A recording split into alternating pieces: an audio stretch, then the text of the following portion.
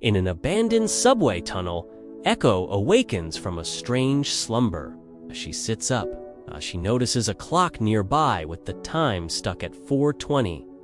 The last thing she remembers was getting into an argument with someone about something important, okay?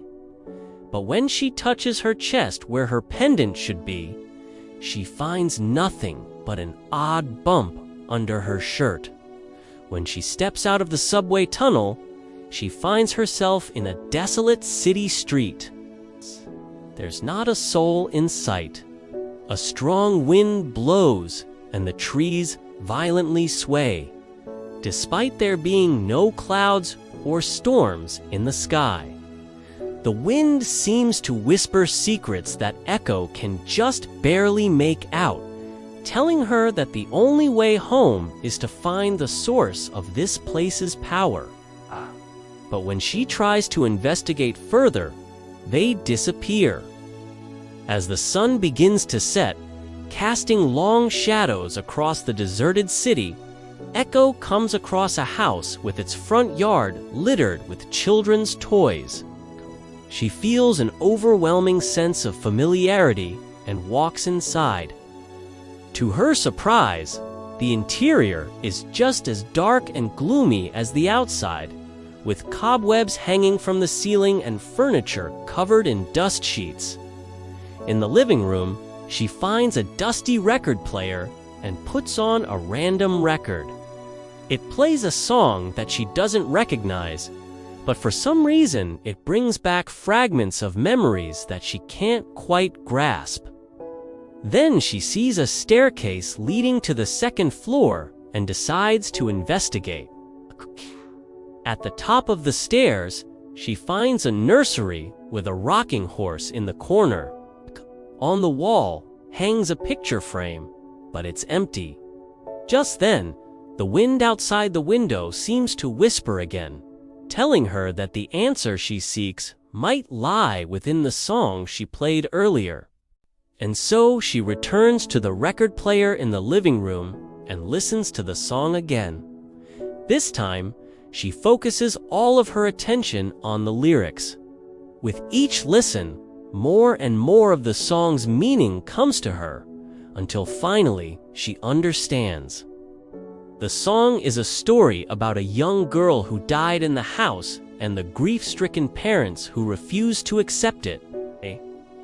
They kept replaying the same record to capture the essence of their daughter's laughter and joy.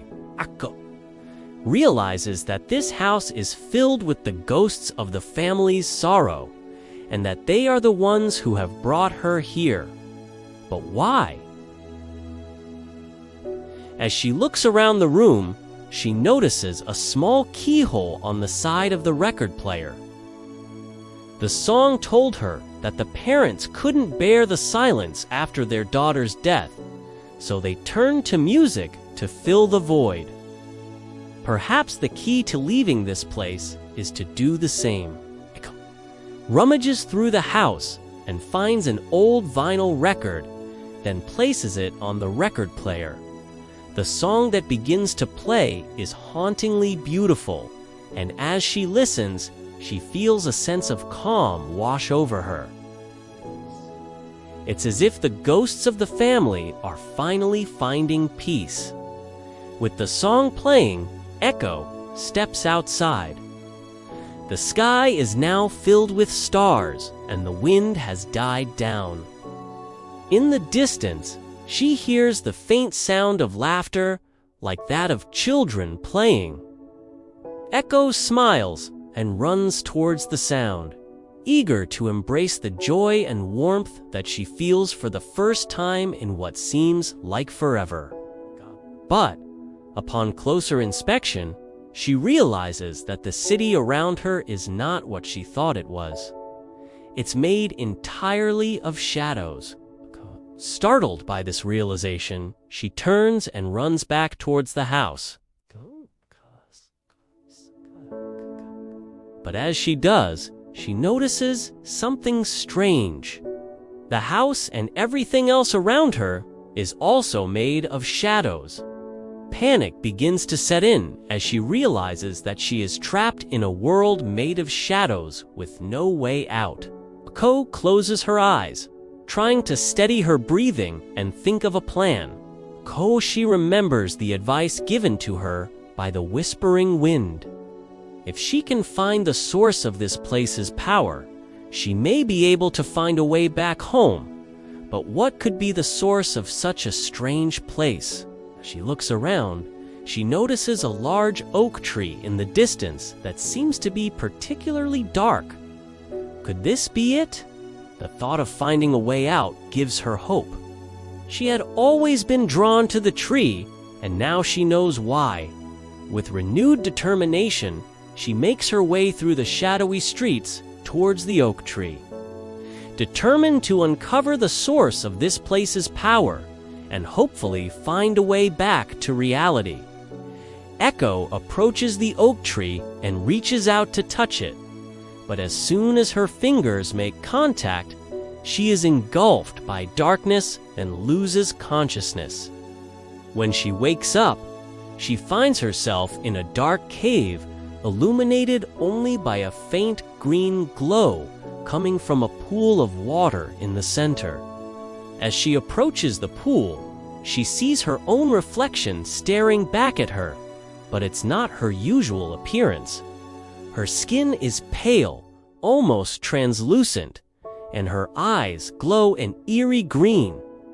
Startled by what she sees, Echo quickly steps back.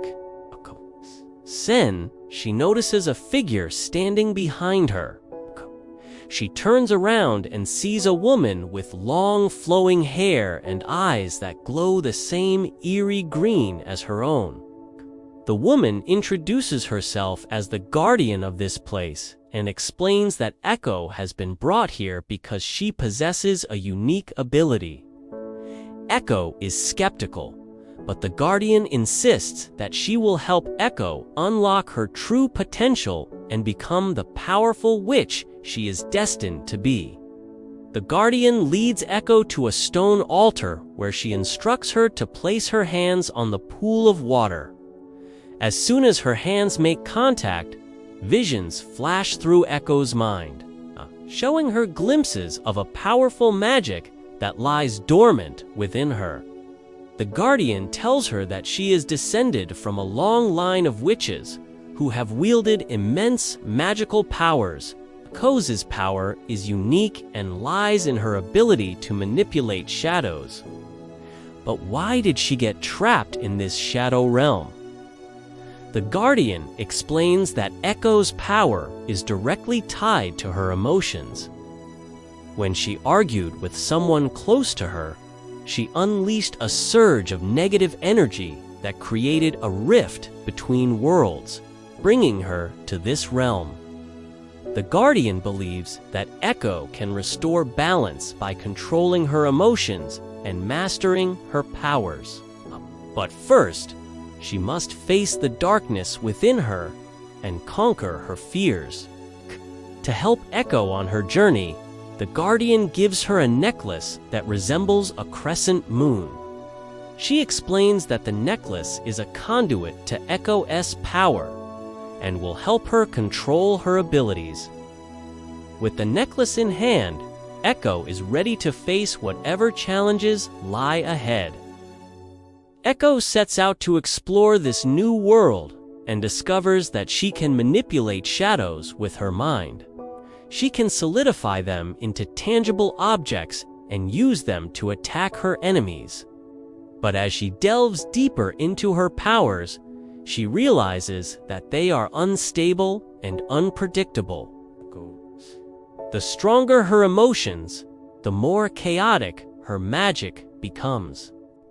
As she journeys through the shadow realm, she encounters various creatures and beings that have been corrupted by the darkness. With each battle, Echo becomes stronger and more skilled in manipulating her powers. But she also learns that the darkness is growing within her as well, threatening to consume her completely. Journey takes her to the heart of the Shadow Realm, where she confronts the source of its power, S, a massive creature made of pure shadow and darkness that feeds on the negative emotions of those who enter the realm. Echo realizes that the only way to defeat the creature is to use her own shadow magic. In a final showdown, Echo unleashes the full extent of her powers. She creates a massive wave of shadow energy that engulfs the creature. As the two forces collide, the realm begins to crumble around her. Knows that she only has a few moments left to defeat the creature and escape before the realm is destroyed. Using every ounce of strength she possesses, Echo pushes her magic to its limits. The creature shrieks in agony as its form is consumed by the wave of shadow energy. Finally, with a deafening roar, the creature is vanquished, its darkness dispelled by Echo's magic. The creature's power is destroyed, the shadow realm begins to collapse. Echo, wounded but victorious, uses the last of her strength to escape before the realm is completely destroyed. When she returns to the real world, she finds herself back in the abandoned subway tunnel. Disoriented and weak, she stumbles out of the tunnel and into the bright sunlight. As she looks around, she realizes that everything is different now. The city is bustling with life, and the familiar sounds of traffic and people fill the air. Aku takes a deep breath and smiles, grateful to be back in the real world. She looks down at her necklace, now dull and lifeless. The power it once held is gone, used up in her battle against the creature. As she walks away, she feels lighter, as if a weight has been lifted from her shoulders. She is no longer the same person who entered the shadow realm. She is stronger, more confident, and at peace with herself. Echo embraces the changes that have been made and looks forward to the future, knowing that she is ready to face whatever challenges may come her way.